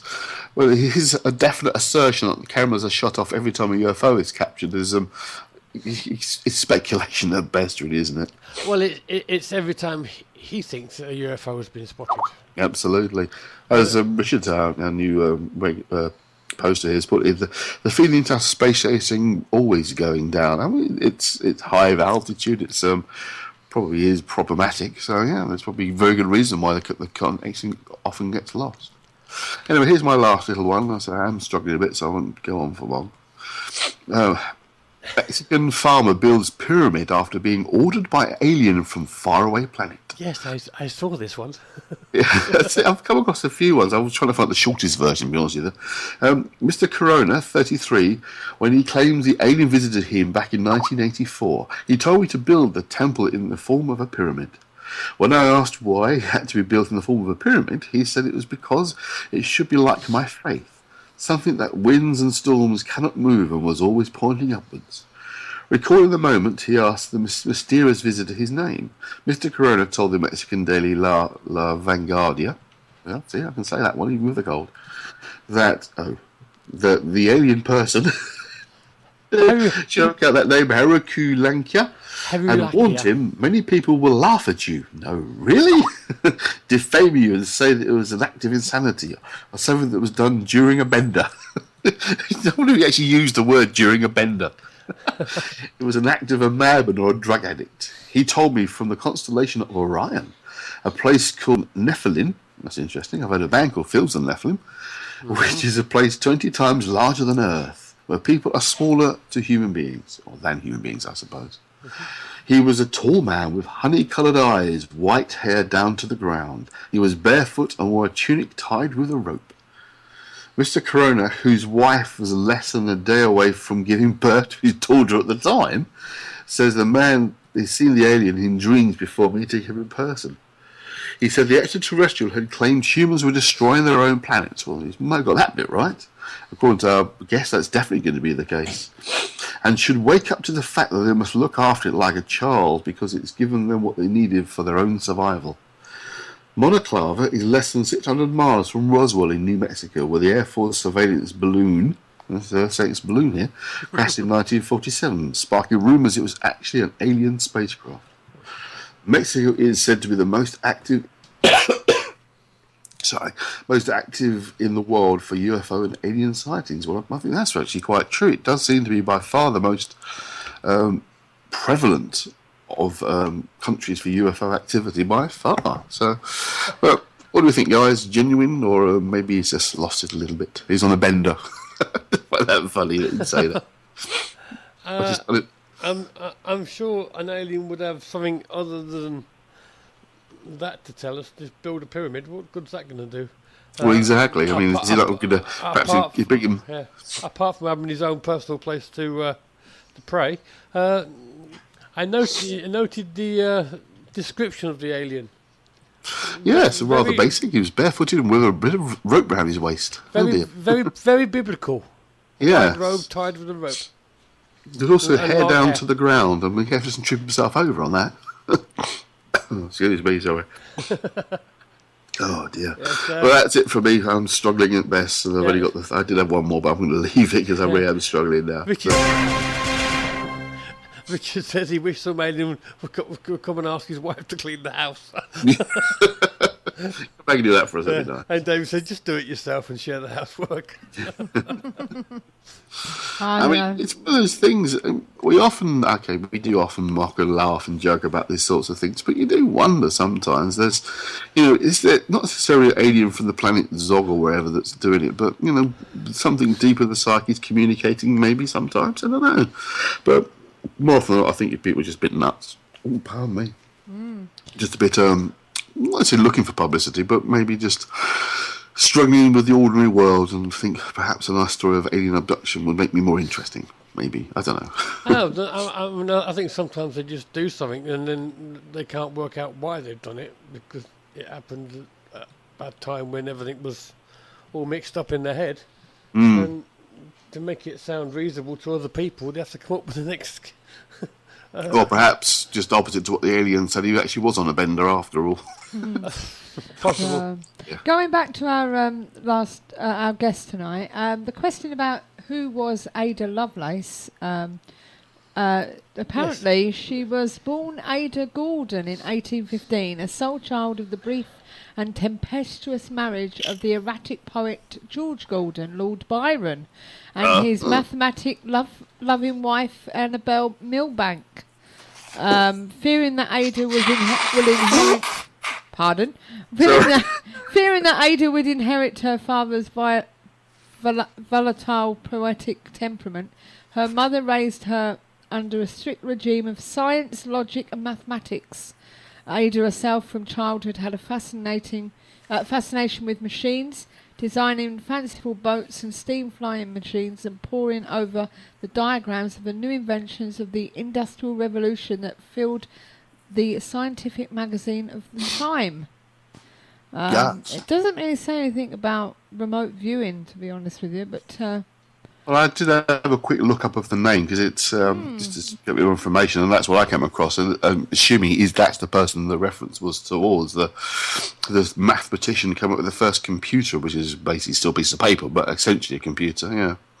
It was just a load of sample questions that I'd been sent, so I just I decided to throw that one in. But he didn't really know who it was. He knew who Linda Lovelace was. Yeah, so let's not go down that road.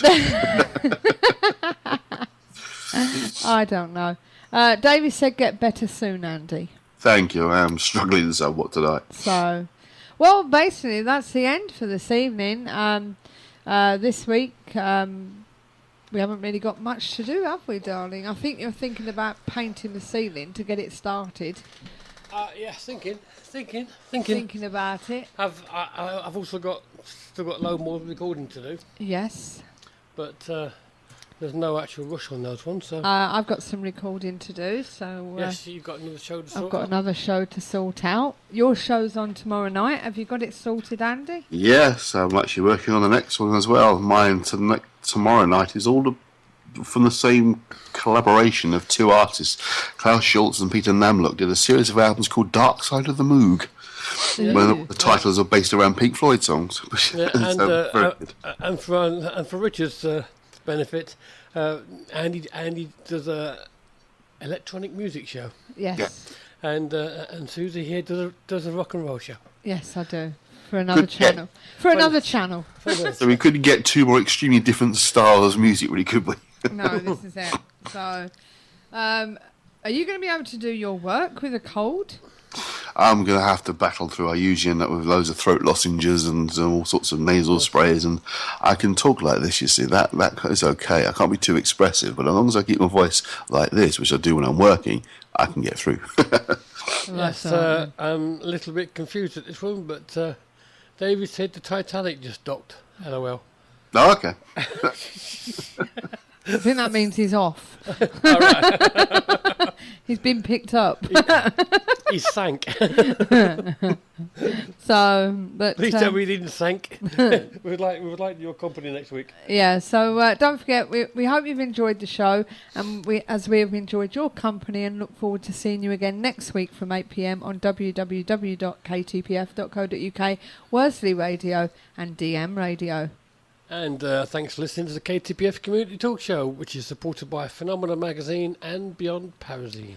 Yeah, don't forget, guys, you can check up on our last podcast by using the menu bar at the top. And if you wish to check back to shows dating back to March 2012, you can do so on our KTPF channel, which you can find if you click on the KTPF Extra Radio Replay on the right-hand side of the chat room, and that will take you there. Also, you've got the magazine, which, as Andy said, he'll be working on again soon, hopefully. And Yes. can you hear the show through this link? No, you have to go to Worsley Radio, David. You're on Worsley Radio, aren't you, Andy? Yeah. Yeah, when is it? On 8 o'clock tomorrow 8 night? 8 o'clock tomorrow, yeah. Yeah, worsleyradio.co.uk. Yeah, Okay. Yeah, just click the button that says listen. Yeah, just and a press that. pop-up will come up. Yeah, and then you just click the button again. So Yeah, and Sue's one is on Saturday at 7 p.m. So if you're interested in rock and If roll, you're rockabilly. interested in the other side. So, but as I say, that's basically it for tonight. And don't forget, join us next week for Louisa Oakley Green, or Green Oakley, one of the ways. I can't remember what it was. Which way's round is it? Louisa Oakley Green, I think you said. Oakley Green, yeah, that's correct. So that's coming up next week. And thank you to our guest tonight, Winter Lake, for coming on the show and talking about remote viewing. Until next time, all that's left to say is it's good night from me. And it's good night from her. It's good night for me, rapidly losing my voice, but hopefully you'll be back. So until next time, all that's left to say is keep the paranormal paranormal friendly. friendly. Good night and God bless. Night, Night. guys. This is where it's at. From ghoulies and ghosties and long-legged beasties and things that go bump in the night, visit our ghost store, and next time you might be able to show what just gave you a fright. So for all of your investigation needs, with over 100 products in stock waiting for dispatch within 24 hours, you need to visit the ukghoststore.com.